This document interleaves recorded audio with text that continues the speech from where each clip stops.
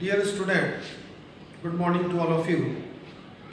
जैसा कि last class में हम लोगों ने नेशंस के यूनिफिकेशन के बारे में पढ़ा था। आज का टॉपिक है विजुअलाइजिंग द नेशन, यानी कि नेशन को विजुअलाइज करना।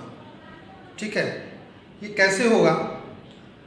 नेशन को विजुअलाइज करने का मतलब है कि नेशन को एक रूप देना। ठीक है, जैसे कि भारत के केस में हम लोग जनरली एक वर्ड यूज करते हैं, भारत माता। क्या भारत माता सचमुच में कोई महिला है क्या?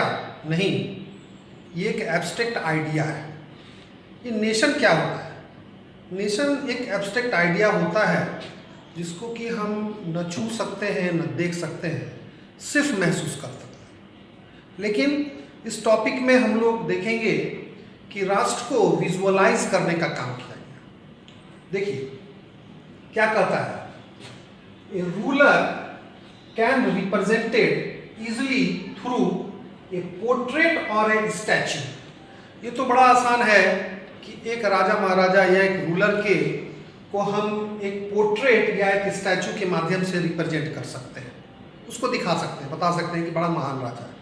But how can one go about giving a face to a nation? क्या नेशन को एक फेस दिया जा सकता है? Artist in 18th and 19th century found a way to personifying a nation। तो 18th और 19th सेंचुरी के जो यूरोप के आर्टिस्ट थे, उन्होंने इस काम को किया, नेशन को फेस देने का काम किया। कैसे? नेशन को फेस देने का मतलब नेशन को पर्सोनिफाई, एक पर्सन का रूप दिया। ठीक है, ऐसा क्यों किया गया? ताकि लोग राष्ट्र को पहचान सके। ठीक है, राष्ट्र को महसूस कर सके। Nations were then portrayed as a female figure. तो ये पर्सोनिफाई जो किया गया, उसका ट्रेडिशन क्या था? ट्रेडिशनली नेशन का पर्सोनिफिकेशन फीमेल फिगर के रूप में किया गया। जैसा कि मैंने अभी बताया, भारत माता, एक महिला के रूप में देश का चित्रण किया गया। तो यही एक ट्रेडिशन था कि nations were portrayed as female figure. It's out to give the abstract idea. ये नेशन क्या था? एक्चुअली एक एब्स्ट्रैक्ट आइडिया ना था, है ना? तो it's out to give the abstract idea of the nation a concrete form. इसका मकसद क्या था? राष्ट्र को एक कॉन्क्रीट फॉर्म देना, ताकि कॉमन पीपुल जो है वो पहचान सके कि राष्ट्र क्या होता है।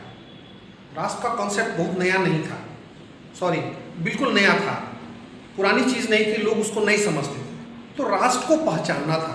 तो इसके लिए क्या किया गया? इस एब्स्ट्रैक्ट आइडिया को फीमेल फिगर के रूप में एक कॉन्क्रीट फॉर्म देने का काम किया गया। The female figure became allegory of the nation. तो ये जो फीमेल फिगर है वो नेशन की एलेगरी कहलाया। एलेगरी, ये क्या होता है? एलेगरी, इधर आइए। Allegory, when an abstract idea, कोई एक एब्स्ट्रैक्ट आइडिया या कोई एक भाव, जैसे ग्रीड, एनवे, या लालच हो, या जलन हो, फ्रीडम, लिबर्टी, इन चीज़ों को हम देख नहीं ना सकते हैं, छू नहीं सकते हैं, महसूस कर सकते हैं। तो इन एब्स्ट्रैक्ट आइडियाज को जब एक्सप्रेस्ड थ्रू ए पर्सन और थिंग, जब इनको इन आइडियाज को जब किसी पर्सन या किसी थिंग के माध्यम से जब रिप्रेजेंट किया जाता है, तो वो चीज़, वो थिंग या वो पर्सन उस आइडिया की एलेगरी कहलाता है। समझ में आई बात? तो फीमेल फिगर जो है वो नेशंस का एलेगरी हो गया। अब जैसे फ्रेंच रिवॉल्यूशन के समय क्लास 9 में आप लोगों ने देखा, during French revolution following ideas were represented as, बहुत सारे आइडियाज थे उस समय, फ्रेंच रिवॉल्यूशन के समय बहुत सारे आइडियाज क्रिएट हुए थे। तो उसको एक चीज के माध्यम से उसकी भी एलेगरी बनाई गई। जैसे broken chain, freedom, broken chain को दिखाया गया। इसके पीछे मकसद क्या था? कि हम गुलाम थे, अब हम आजाद हो चुके हैं। A bundle of rod, unity, bundle of rods का फिगर दिखाया गया यूनिटी को रिप्रेजेंट करने के लिए। उसी तरह से sceptre, royal power, royal power को दिखलाने के लिए एक राजदंड हुआ करता था, वो रॉयल पावर का की वो एलेगरी थी, ठीक है ना। तो ये डिफरेंट एलेगरीज थी जो एक किसी न किसी एब्स्ट्रैक्ट आइडिया को रिप्रेजेंट कर रही थी। अब देखिए, in France Christianised Maria, a popular Christian name, was represent as allegory of French nation. French nation को रिप्रेजेंट करने के लिए एक पॉपुलर क्रिश्चियन नेम को यूज किया गया, एक फीमेल फिगर को यूज किया गया, जिसका नाम क्या था?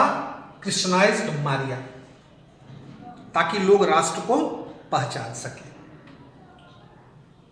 It symbolizes liberty and spark the feeling of nationalism. Basically इसको क्यों बनाया गया था?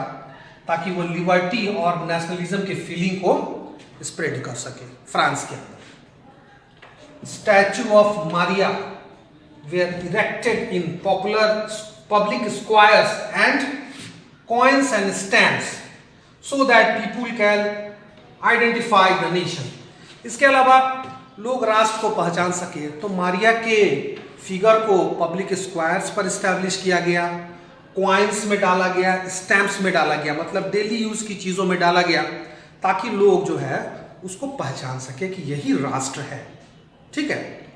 उसी तरह से जर्मनी के अंदर, in Germany, Germania become the allegory of German nation. Germany को भी रिप्रेजेंट करने के लिए एक फीमेल फिगर का इस्तेमाल किया गया, जिसका नाम क्या था?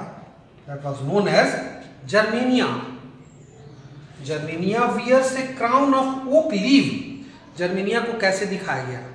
उसको ओक लीव का क्राउन पहनाया गया था, as German oak stand for heroism. क्योंकि ये जो जर्मन ओक था ये हीरोइज्म को रिप्रेजेंट करता था, है ना। तो इस तरह से हम देख रहे हैं फ्रांस के अंदर मारिया और जर्मनी के अंदर जर्मेनिया को क्रिएट किया गया टू पर्सोनिफाई द नेशंस, ताकि लोग राष्ट्र को पहचान सके। और इसी आधार पर भारत के अंदर भी भारत माता का फॉर्मेशन डिफरेंट आर्टिस्ट के द्वारा किया गया था। So student, enough for today. फिर अगली चीज़ हम लोग अगले क्लास में देखेंगे। Thank you very much.